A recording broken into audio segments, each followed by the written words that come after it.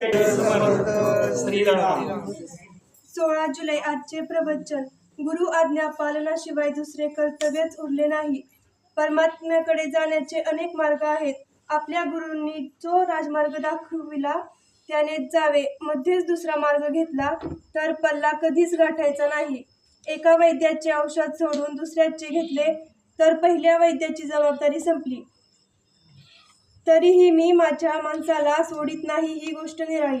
ज्या दिवशी मी तुम्हाला अनुग्रह देऊन आपला म्हटले त्या दिवशीच सर्व प्रापंचिक आणि पारमार्थिक जबाबदारी गुरुवर सोपवून तुम्ही मोकळे झाला. गुरु आज्ञा पालनाशिवाय तुम्हाला दुसरे कर्तव्यच उरले नाही. पण तुम्हाला असे वाटते कुठे? विष हे आमटीत घातले काय किंवा भाजीत घातले काय दोन्ही त्याचंच.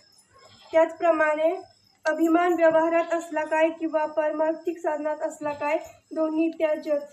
मी कोण हे आधी जाणले पाहिजे. परमात्मा कोण ते मग आपोआपच कळते. दोघांचेही स्वरूप एकच आहे, म्हणजे दोघेही एकच आहेत.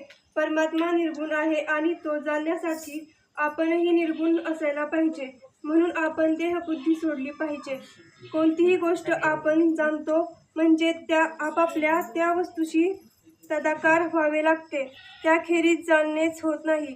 म्हणून परमात्म्याला जाणण्यासाठी आपणही नको का परमात्मा स्वरूप व्हायला?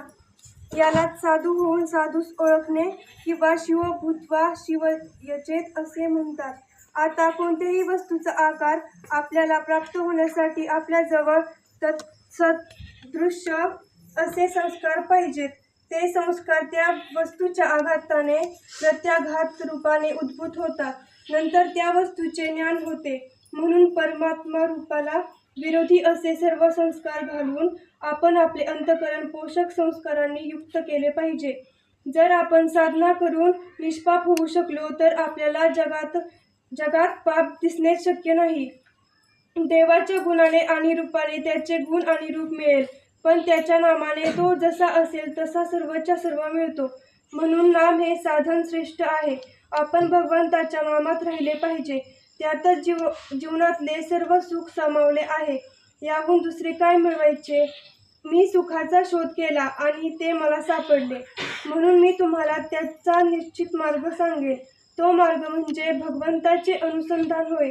मी अत्यंत समाधानी आहे, तसे तुम्ही समाधानी राहा. जे मी सुरुवातीला सांगितले तेच मी शेवटी सांगतो. तुम्ही कसेही असा, पण भगवंताच्या नामाला सोडू नका. अंतकाळी अगदी शेवटी सुटणारी वस्तू म्हणजे भगवंताचे नाम पाहिजे. नामात शेवटचा श्वास घेतला पाहिजे.